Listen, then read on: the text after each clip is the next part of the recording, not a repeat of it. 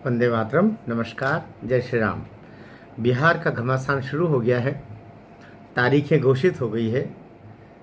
6 नवंबर और 11 नवंबर 2 दिन मतदान की तारीखें, और 14 नवंबर को कौन जीता कौन हारा, कौन जीता कौन हारा मत मतगणना होकर के परिणाम आ जाएगा। यहाँ तक तो शासकीय मशीनरी अपना काम कर रही है। चुनाव से पहले सब ने अपने अपने तरीके से तैयारी कर ली। कांग्रेस ने और तेजस्वी यादव की पार्टी अर्थात राष्ट्रीय जनता दल, इन्होंने मिलकर वोट चोर गद्दी छोड़ इतना बेतुका, इतना इतना इतना अपमानजनक एक मुद्दा लेकर के नारा बना करके और उसको बिहार की गलियों में घूमे, जिससे जो थोड़ी सद्भावना कांग्रेस के प्रति लोगों में होगी वो भी खत्म हो गई होगी। इस नारे को सुनने के बाद नरेंद्र मोदी जैसा व्यक्ति के ऊपर आप चोर गद्दी छोड़ ऐसे ऐसे ऐसे अगर आप फिक्रे कसोगे तो तय बात है कि हिंदू समाज, भारतीय समाज, भारतीय संस्कृति इसकी अनुमति नहीं देती। आपका बेशक आपका विरोध कुछ मुद्दों पर हो सकता है आप जो कह रहे हो वो सही भी हो। यद्यपि आपकी बात को न तो सुप्रीम कोर्ट ने माना, न चुनाव आयोग ने माना, न जनता मान रही, लेकिन आप अपने अपने 100-200 जो तथाकथित आपके पेई लोग हैं, कार्यकर्ता, उनको आप कहते हो, उनको साथ में लेकर के आप बिहार में 15-16 दिन घूम लिए और एक वातावरण को जो चुनावी दृष्टिकोण से मतदान एक उत्सव होता है, यह लोकतंत्र का उत्सव होता है जो बीच में 5 साल में या बीच में कुछ आता रहता है। विधानसभा तो लोकसभा का एक ही बार आता है सामान्यतया, जब तक मध्यावधि न हो। तो ऐसे में आपके द्वारा ऐसा वाक्य लेकर के विषाक्त वातावरण करना, केवल आपके जो बांग्लादेशी जो बिहार में घुस करके उनके नाम भी आपके रखे हुए, कुछ रोहिंग्या जो बर्मा वगैरह से आए उनके रखे हुए, कुछ पाकिस्तानी क्षेत्र से आए हुए ऐसे विदेशी नागरिक जो ठीक चुनावों के समय गाड़ियों, ट्रैक्टरों, ट्रकों में लाद के उनको लाया जाता था और मतदान करवाने के बाद दूसरे दिन या उसी दिन उनको वापस भेज दिया जाता था। ऐसे करीब 70 लाख लोग निकले केवल बिहार में ही, जो वहाँ के वोटर थे ही नहीं, या ये वो लोग थे जो या तो मर चुके थे, मतदाता तो होंगे, देश के नागरिक भी होंगे लेकिन मर चुके, या फिर वो उस स्थल से, उस जगह से किसी दूसरी जगह जा चुके थे, या उनके नाम 2 जगह थे तो एक जगह ही उनका रहेगा। तो इस तरीके के तीनों प्रकार के जो तथाकथित मतदाता थे फर्जी, उनको 70 लाख लगभग ये आउट हुए और 21 लाख नए भी जुड़े, लेकिन इतना होने पर भी 47 लाख माइनस हुए पहले की मतदाता सूचियों के हिसाब से बिहार में SIR के बाद। यहाँ तक तो मामला हो गया। अब जो है दुंदुभी सज गई है, बज गई है, तैयार हो गई है, सब बैंड बाजे रेडी हैं, और अब कौन कितनी सीटों पर लड़ेगा उसको लेकर के माथापच्ची चल रही है। हवा, मैं तो अभी भी कहता हूँ, यद्यपि मेरे कुछ लोग इससे मुझे फ़ोन करके भी बोला, लेकिन तब भी मुझे जिनकी सूचनाएं प्राप्त हो रही है, मैं अब भी कहूँगा कि बिहार में ये त्रिकोणीय मुकाबले हैं और जो तीसरा कोण है वो तकलीफ देगा, राष्ट्रीय जनता दल को भी देगा और नीतीश कुमार की पार्टी को भी देगा। यहाँ तो तक तो मैं अभी भी कह रहा हूँ। अब ये 3 है आपका NDA, दूसरा आपका इंडी गठबंधन, NDA में आपका भारतीय जनता पार्टी और जदयू और चिराग की पार्टी और हम पार्टी दादा की। इस तरीके से ये 4 तो इधर हुए, मुख्यतः 4, उसमें यद्यपि आपके अब कुशवाहा की भी जोड़ लो तो 4-5 मिलाकर के हो गए, लेकिन प्रमुख रूप से 2 अर्थात BJP और जनता दल यूनाइटेड जदयू, और तीसरे क्रम पर चिराग की पार्टी, चौथे क्रम पर हम, और उसके बाद में कुशवाहा जी की। इस तरीके से 2-2 4-4 सीटों वाले ये सब हो गए। तो इधर भी घमासान है।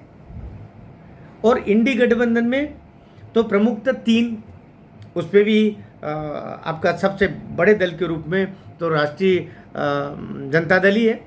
राजद, लालू यादव की सहिष्णु, प्रेम, सदाचार और कानून का पालन करने वाले, संविधान का अक्षर अक्षर पालन करने वाले, जीवन में कभी भ्रष्टाचार का एक दाग नहीं लगा, जिनके खानदान में कोई जेल नहीं गया, जिनको कोई दूर से भी अगर भ्रष्टाचार का पैसा पड़ा हो तो वो चिमटे से भी नहीं छूते, ऐसे लालू यादव की पार्टी है वो राष्ट्रीय जनता दल, जो MY गठबंधन पर जिंदा है।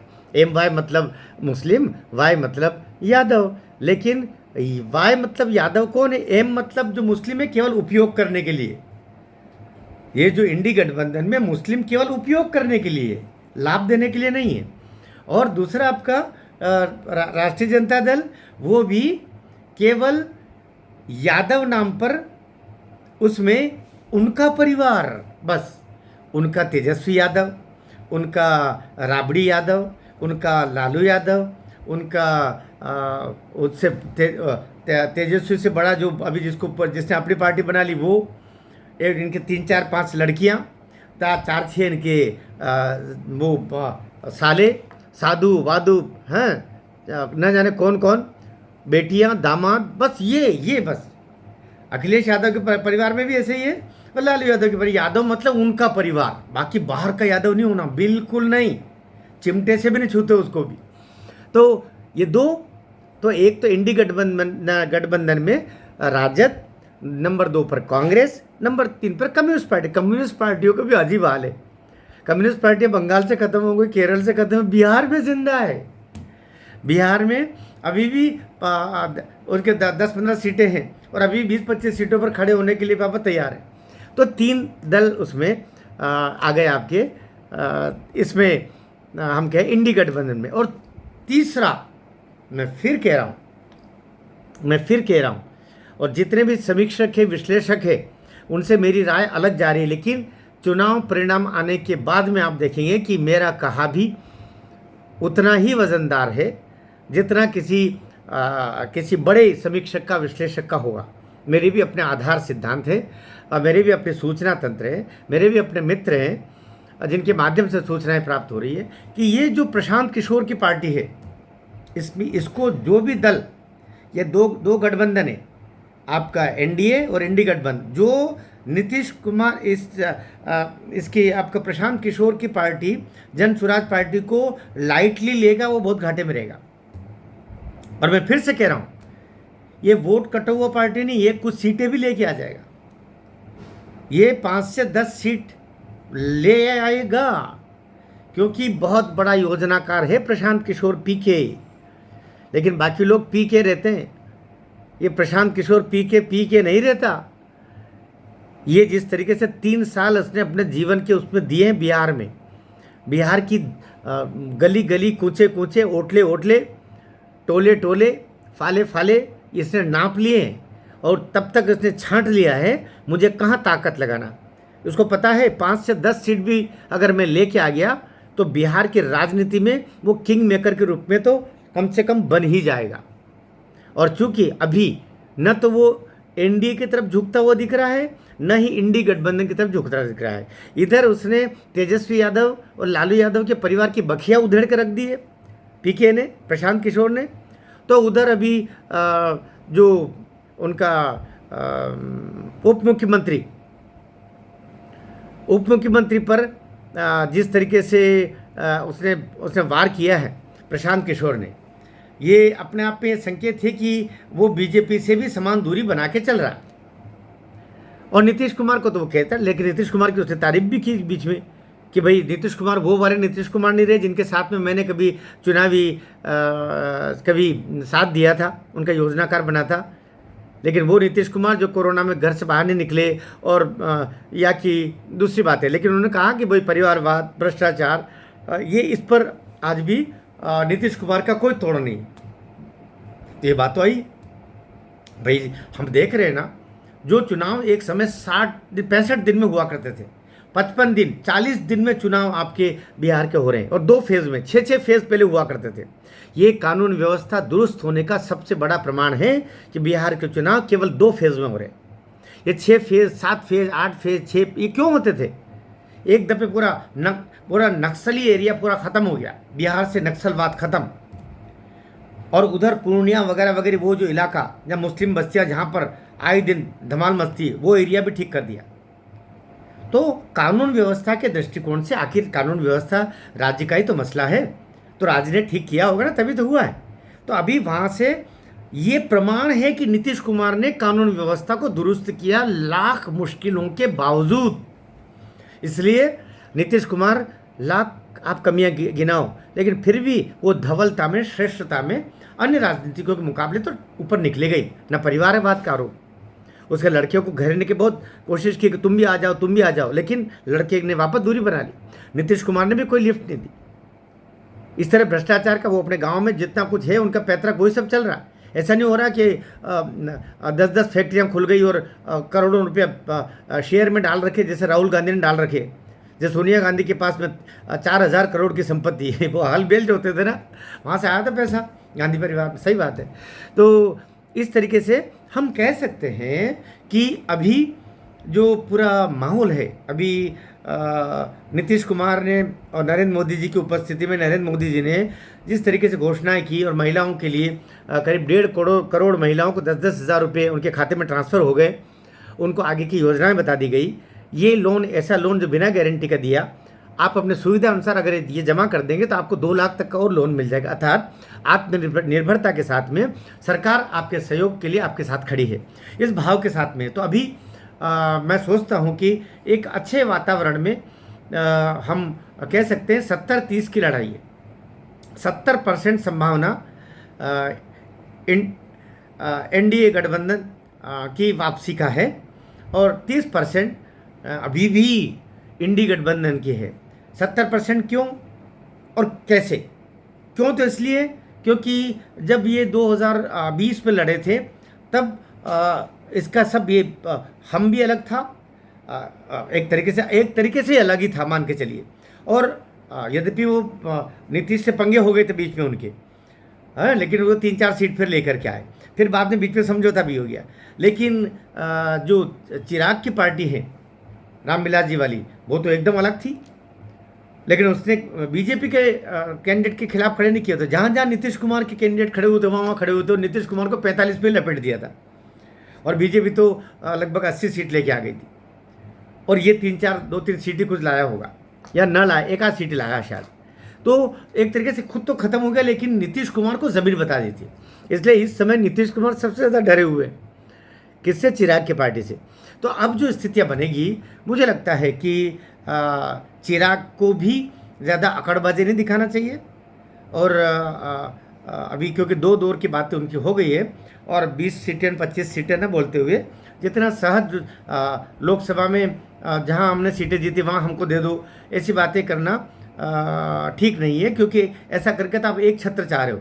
होना तो ये चाहिए कि जहाँ पहले लोकसभा में जहाँ थे वहाँ पर दूसरी पार्टी को मिलना चाहिए, और जहाँ विधानसभा में किसी और का था वहाँ लोकसभा को देना चाहिए, ताकि पार्टी लंबी दूरी पर ये गठबंधन चले। लेकिन ऐसा राजनीति में होता नहीं है। तो चिराग को लेकिन संभल के रहना चाहिए। बचपने में वो अगर गलती कर गए तो उनकी राजनीतिक पूरी चौपट हो गई थी, पूरा राजनीतिक कैरियर और पार्टी सब कुछ तबाह हो गया था। लेकिन नरेंद्र मोदी ने एक बड़प्पन दिखा करके, एक बड़े दादा जैसी भूमिका निभा करके, बड़े परिवार के होते हैं ऐसा निभा करके, और वापस चिराग पासवान को खड़ा किया है। तो जो अपने जिसके कंधे पर खड़े हुए हो उसको, उस कंधे को डावाडोल अगर किया तो नीचे गिरोगे धड़ाम से, और तुम्हारा कोई पूछने वाला नहीं मिलेगा। इसलिए जितना बीजेपी दे रही है चुपचाप उसको लेना चाहिए। और हम पार्टी को भी 2-4 सीटें अभी है, 4 सीटें, वो 4 तो उनको मिलना ही मिलना है। 1-2 सीट और होकर के इनको भी समझौता करना चाहिए। और कुशवाहा जी को तो पहले 0 पर है, तो जितनी भी सीटें दें वो दान मान करके चुपचाप ले लेना चाहिए। इसलिए और दूसरी बात, नीतीश कुमार को भी अब ज़्यादा आगे नहीं बढ़ना चाहिए। बड़ा भाई नहीं, आपकी सीटें कितनी हैं? तो 45 जहाँ पहले खड़े हुए वो 45 तो आपको मिलना ही चाहिए। लेकिन उसके बावजूद आपका रेशो पहले कितना था उसको ध्यान में रखते हो तो कोई फार्मूले के तहत आपको मिलेगी सीटें। तो इनको भी कम किया जाना चाहिए। मुझे लगता है कि नीतीश कुमार को 80 से ज़्यादा सीट नहीं देनी चाहिए और बीजेपी को करीब 140 सीट पर लड़ना चाहिए। अब बाकी क्या कुछ होता है ये पार्टी अपने मिलकर करे। दूसरी बात, हम निरपेक्ष भाव से, क्योंकि इस बार चैनल पर हम बात कर रहे हैं, तो इंडी गठबंधन में भी कांग्रेस राजद की मेहरबानी पर है। जितनी भी सीटें, अभी 19 सीटें, 19 उनको मिलना है विधानसभा में, और धन 5-10 सीट और 30 सीट से ज़्यादा कांग्रेस को मिलने का कोई मतलब नहीं। कम्युनिस्ट पार्टियों को तो देना ही नहीं चाहिए, वो पूरे देश में ख़त्म हो गए। ये नक्सलियों का दूसरा रूप है, ये जितनी जल्दी ख़त्म हो उतना ठीक है। तो मुझे लगता है, लेकिन अभी भी कुछ सीटें तो अभी भी उनकी 5-10-15 है, तो उतनी सीट पर ही देना चाहिए, उससे ज़्यादा उनको नहीं देना चाहिए। अगर कुछ बोलेंगे तो ख़त्म हो जाएंगे। वहाँ राजद को अपने उम्मीदवार खड़े करना चाहिए, राजद के जीतेंगे, ये 5वें-6ठे नंबर पर चले जाएंगे। कम्युनिस्ट पार्टियों के लोग हैं, इसलिए मुझे लगता है ये पूरा विवेचन है। और आपको मेरे विवेचन में कहाँ और कुछ खामियां लग रही है वही बताइएगा। और इसमें अभी तक आपने चैनल को सब्सक्राइब नहीं किया है तो मैं आग्रह करता हूँ कि सब्सक्राइब भी कर दीजिएगा, शेयर भी करें और कमेंट भी कर सकते हैं। चलिए, बहुत बहुत धन्यवाद। आप भारत माता की जय।